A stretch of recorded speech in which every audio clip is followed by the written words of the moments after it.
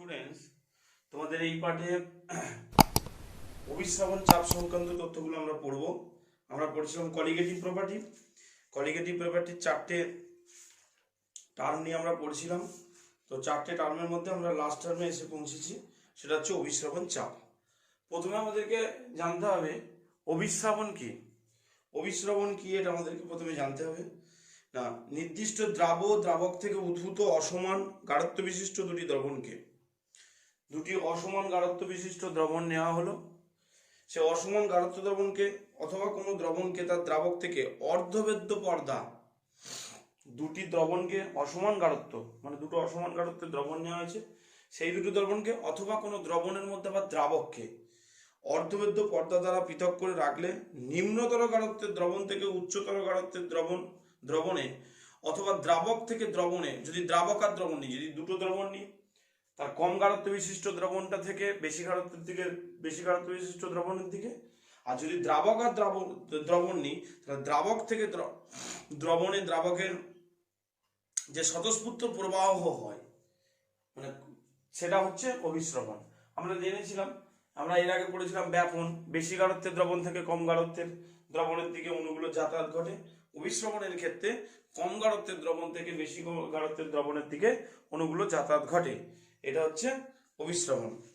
তো এরপর আমরা যেটা জানবো সেটা হচ্ছে অভিস্রবণ চাপ। আমরা এরপর যেটা পড়ব সেটা হচ্ছে এই টার্মটা আমাদের কাছে নতুন টার্ম, অভিস্রবণ চাপ। আমরা পড়বো অভিস্রবণ চাপ। তো আমাদেরকে জানতে হবে অভিস্রবণ চাপ কি। না, কোনো দ্রবণ ও তার বিশুদ্ধ দ্রাবককে একটি অর্ধবেদ্য পর্দা দ্বারা পৃথক করে রাখলে দ্রবণের উপর যে সর্বনিম্ন চাপ প্রয়োগ করলে অভিস্রবণ প্রক্রিয়া সম্পূর্ণরূপে বন্ধ হয়ে যায়। তাহলে একটা দ্রবণ নিয়েছিলাম, সেই দ্রবণের মধ্যে যে দ্রাবক আছে, সেই দ্রাবকের আর দ্রবণের মধ্যে একটা অর্ধবেদ্য পর্দা দ্বারা পৃথক করে রাখার পর দ্রবণের উপর একটা চাপ প্রয়োগ করা হচ্ছে, যে সর্বনিম্ন চাপ প্রয়োগ করলে অভিস্রবণ প্রক্রিয়াটা বন্ধ হয়ে যায়, মানে এই যে কম গাঢ়ত্ব থেকে বেশি গাঢ়ত্বের দিকে যাতায়াতটা বন্ধ হয়ে যায়, সেটা হচ্ছে অভিস্রবণ চাপ। এরপর ঠিক একইভাবে আমরা অভিস্রবণ চাপ সংক্রান্ত রাউলসের সূত্রগুলো পড়ব। এখানেও দুটো সূত্র আছে অভিস্রবণ চাপ সংক্রান্ত। অভিস্রবণ চাপকে হচ্ছে পি দিয়ে প্রকাশ করা হয়, পাই দিয়ে প্রকাশ করা হয়, পাই। এই অভিস্রবণ চাপ সংক্রান্ত আমরা এখন পড়বো অভিস্রবণ চাপ সংক্রান্ত রাউল্টের সূত্র। অভিস্রবণ চাপ সংক্রান্ত রাউল্টের সূত্র।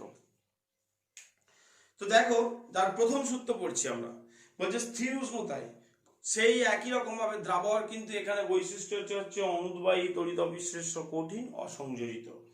তাহলে স্থির উষ্ণতায় কোনো অনুদ্বায়ী তড়িৎ অবিশ্লেষ্য অসংযোজিত কঠিন দ্রাবের লঘু দ্রবণে অভিস্রবণ চাপ ওই দ্রবণটির মোলার গাঢ়ত্বের সঙ্গে সমানুপাতিক। মোলার, যদি মোলার গাঢ়ত্বকে সি দিয়ে ডিনোট করা হয়, pi proportional to C, pi proportional to C Boyle সূত্র অনুরূপ, বা আমরা বলতে পারি পাই প্রপোর্শনাল টু 1/v,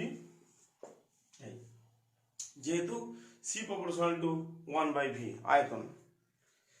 তাহলে কি হলো, স্থির উষ্ণতায় কোন তড়িৎ অবিশ্লেষ্য কঠিন অসংযোজিত দ্রবণে মোলার অভিস্রবণ চাপ মোলার গাঢ়ত্বের সমানুপাতিক। এটা ছিল 1 নম্বর সূত্র। 2 নম্বর সূত্রটা কি? 2 নম্বর সূত্রটা হচ্ছে স্থির উষ্ণতায় কোন দ্রাবকের একটি নির্দিষ্ট আয়তনে সমমোল পরিমাণ বিভিন্ন অনুদ্বায়ী অসংযোজিত তড়িৎ অবিশ্লেষ্য কঠিন দ্রাবক পৃথকভাবে দ্রবীভূত করলে প্রাপ্ত দ্রবণগুলির অভিস্রবণ চাপ প্রায় সমান হয়ে যায়। এটা তৃতীয় সূত্র, এটা তিনটে সূত্র ছিল। দ্বিতীয় সূত্র কি ছিল? প্রথম আর দ্বিতীয় সূত্রের আমরা সম্মিলিত রূপটা পড়বো। দ্বিতীয় সূত্র আমি মিস করে তৃতীয় সূত্র বলবো। দ্বিতীয় সূত্র কি ছিল? পাই প্রপোর্শনাল টু আর। কি ছিল? স্থির ও নির্দিষ্ট গাঢ়ত্বের কোন অনুদ্বায়ী তড়িৎ অবিশ্লেষ্য কঠিন লঘু দ্রবণের অভিস্রবণ চাপ পরম উষ্ণতা pi proportional to T,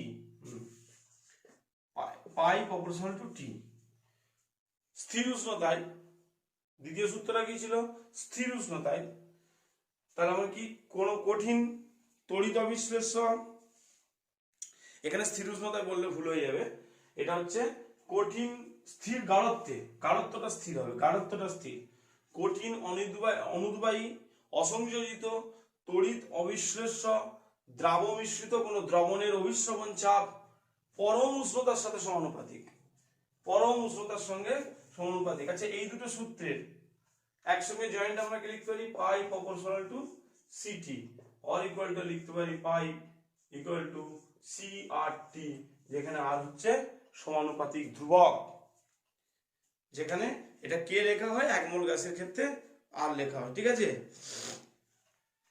pi equal two কে আর টি, এখানে তুমি লিখতে পারো পাই ইকুয়াল টু কে আর টি, আর এক মোল গ্যাসের ক্ষেত্রে কে সিটি, সরি কে আর টি বলছি, কে সিটি, আর এক মোল গ্যাসের ক্ষেত্রে কে ইকুয়াল টু আর। আমরা অবস্থার সমীকরণ, বাস্তব গ্যাসের অবস্থার সমীকরণে পড়েছিলাম। আচ্ছা, এখান থেকে আমরা দ্রাবের আণবিক ভর নির্ণয় করব, তার মানে অভিশ্রবণ চাপ সংক্রান্ত রাউলসের সূত্রটা কি বেরিয়ে গেল না, পাই ইকুয়াল টু সি আর টি, এটা বেরোলো। এখান থেকে আমরা দ্রাবের আণবিক ভর নির্ণয় করব। ধরে নিচ্ছি এম গ্রাম আণব ভর সম্পন্ন একটি অনুদ্বায়ী তড়িৎ অবিশ্লেষ্য অসংযোজিত কঠিন দ্রাবক, ভি লিটার দ্রবণে দ্রাবটির ডব্লু গ্রাম দ্রবীভূত আছে। তাহলে আণবিক ভর এম, টোটাল দ্রবণটার আয়তন ভি, দ্রাবর, এটা দ্রাবের আণবিক ভর,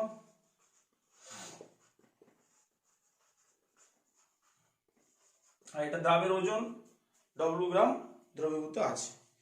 তাহলে ভি লিটার দ্রবণে দ্রাবের মোল সংখ্যা কত হয়ে যাবে, ভি লিটার দ্রবণে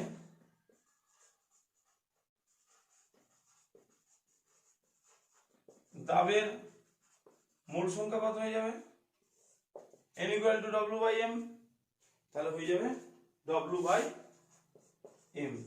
এক লিটার দ্রবণে কত হয়ে যাবে, W by M into V, এক লিটার দ্রবণ হয়ে গেল W by M into V, এটাই হচ্ছে সি, এটাই সি।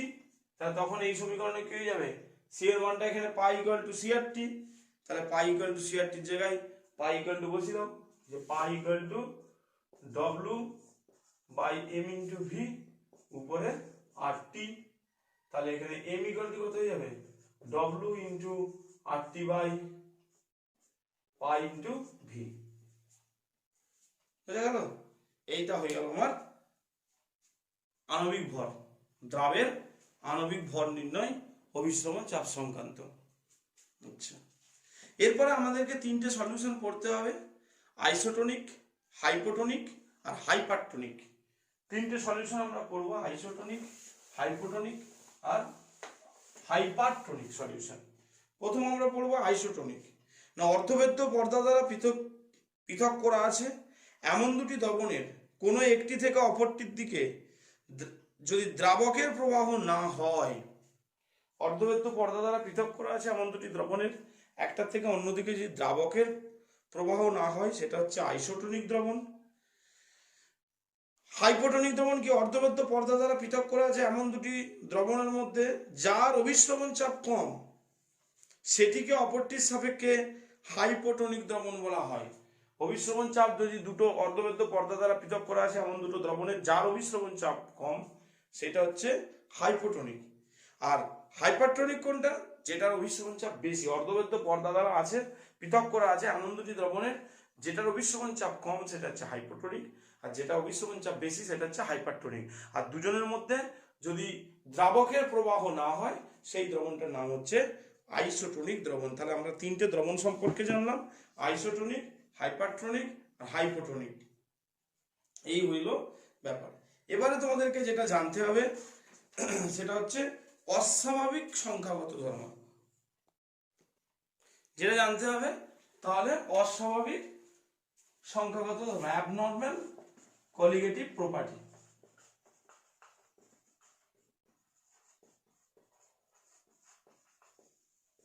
অ্যাবনর্মাল কলিগেটিভ প্রপার্টি কি না, অ্যাবনর্মাল কলিগেটিভ প্রপার্টি হচ্ছে রাউল সূত্রও পড়েছি, আবার ভ্যান ডর্ফ সূত্র আমরা একটু পরেই আসবো।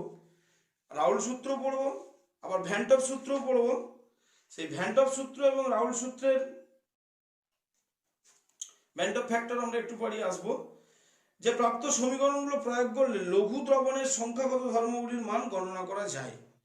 বিভিন্ন লঘু দ্রবণ নিলে ওই দুটো সূত্র থেকে তাদের সংখ্যাগত ধর্মগুলোর মান নির্ণয় করা যায়। তড়িৎ অবিশ্লেষ্য অনুদ্বায়ী পদার্থ দ্রবণের ক্ষেত্রে গণনার মাধ্যমে প্রাপ্ত সংখ্যাগত ধর্মের মানগুলি পরীক্ষালব্ধ মানের সঙ্গে সঙ্গতিপূর্ণ হয়, কিন্তু অনেক পদার্থের দ্রবণের ক্ষেত্রে এই দুই প্রকার মানের যথেষ্ট পার্থক্য দেখা যায়। তড়িৎ অবিশ্লেষ্য কঠিন নিলে তাদের সঙ্গে এই দুটো ধর্ম ভ্যান্টপ সূত্র থেকে আর রাউলসের সূত্র থেকে যে ধর্মগুলো লঘুগত ধর্মের যে পার্থক্য সেটা কিন্তু অনেকটাই সঙ্গতিপূর্ণ হয়, আবার অনেক ক্ষেত্রে কিন্তু অসঙ্গতিপূর্ণ, মানে যথেষ্ট পার্থক্য দেখা যায়। এটাই হচ্ছে অ্যাবনর্মাল কলিগেটিভ প্রপার্টি। তোমরা জাস্ট একবার বইটা থেকে চোখ বলি নেবে। এরপর আমরা যেটা পড়বো সেটা হচ্ছে ভ্যান্টপ গুণক বা ভ্যান্টপ ফ্যাক্টর। আমরা যেটা পড়বো সেটা হচ্ছে ভ্যান্টপ গুণক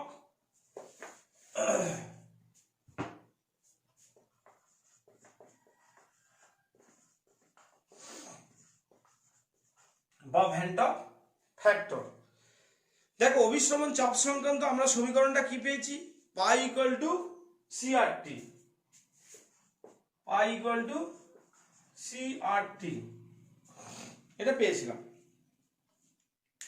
এবার বিষয়টা হচ্ছে তড়িৎ অবিশ্লেষ্য দ্রবের লঘু দ্রবণের ক্ষেত্রে অভিস্রবণ চাপ সংক্রান্ত আমরা সমীকরণটা লিখে ফেলেছি, কিন্তু তড়িৎ বিশ্লেষ্য দ্রবের তড়িৎ বিশ্লেষ্য দ্রাবটা যদি হয়, তড়িৎ অবিশ্লেষ্য এখানে দ্রাবের কি বৈশিষ্ট্য ছিল? তড়িৎ অবিশ্লেষ্য, কঠিন, অনুদ্বায়ী, অসংযোজিত। কিন্তু তড়িৎ বিশ্লেষ্য দ্রাবের লঘু দ্রবণের ক্ষেত্রে এই যে অভিস্রবণ চাপের মানটা, এই তাত্ত্বিক মান এর থেকে কিন্তু একটু অন্যরকম হয়, একটু বেশি হয়ে যায়। এটা পর্যালোচনা করে দেখা গেছে তড়িৎ বিশ্লেষ্য দ্রাবের ক্ষেত্রে মানটা হয়ে যায় pi equal to I into CRT, যেটা আমরা বাস্তব গ্যাস আদর্শ গ্যাসের পিভি সমান এনআরটি ওইখানে আমরা একটু পড়ে দেখেছিলাম। এখানেও সেরকম হয়ে যাবে pi equal to I into RT, এবং এটাকে তখন পাই ড্যাশ দিয়ে ডিনোট করা হয়। এটাকে তখন পাই ড্যাশ দিয়ে ডিনোট করা হয়। আর এই আইটাকেই বলা হচ্ছে ভ্যান্টপ গুণক বা ভ্যান্টপ ফ্যাক্টর। ভ্যান্টপ গুণক বা ভ্যান্টপ ফ্যাক্টর। এই আই ইকুয়াল টু কি হয়ে যাবে? পাই ড্যাশ বাই পাই। পাই ড্যাশটা কি না পরীক্ষালব্ধ অভিস্রবণ চাপ, পাই ড্যাশটা, আর এটা হচ্ছে তাত্ত্বিক, মানে যেটা আমরা পেয়ে গেছিলাম আগে জানা আমাদের। তাহলে পরীক্ষালব্ধ অভিস্রবণ চাপ বাই তাত্ত্বিক অভিস্রবণ চাপ, পাই ড্যাশ বাই পাই। ঠিক আছে?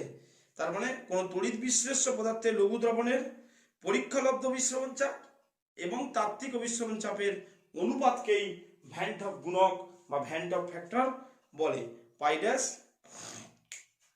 বাই পাই, এইটাই হচ্ছে আমার ভ্যান্টপ গুণক বা ভ্যান্টপ ফ্যাক্টর। এই ভ্যান্টপ গুণকের বিভিন্ন বিকল্প সংজ্ঞা রয়েছে, তোমরা জাস্ট একটুখানি ওগুলো চোখ বুলাবে। কেমন? এই চ্যাপ্টারটা এখানেই শেষ। টোটাল চ্যাপ্টারটা তোমরা একটু ভালো করে রিভিশন করে নেবে। কিছু অসুবিধা থাকলে অবশ্যই সেগুলো লিখে পাঠাবে। কেমন?